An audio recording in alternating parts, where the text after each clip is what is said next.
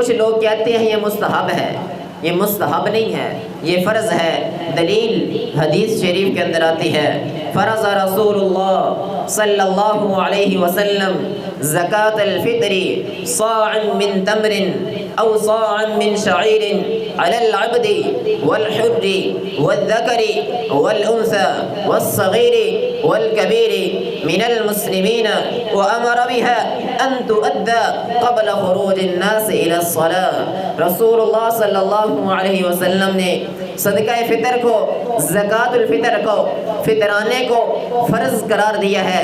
اس کی مقدار اور کن لوگوں پہ یہ فرض ہے، نبی علیہ السلام نے فرمایا علی العبد، یہ غلام پہ فرض ہے۔ کس پہ؟ غلام پہ فرض ہے۔ والحر، اور جو آزاد بندہ ہے اس پہ بھی فرض ہے۔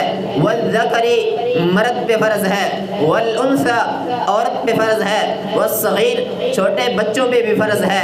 والکبیر، نوجوانوں، بڑے عمر کے لوگ اور بوڑھوں پہ بھی فرض ہے۔ اور آگے فرمایا من المسلمین، تمام مسلمانوں پہ فرض ہے۔ اب کافر اس سے نکل گئے، کافر تو صدقہ دے گے ہی نہیں، کیونکہ کافر نے تو روزہ ہی نہیں رکھا۔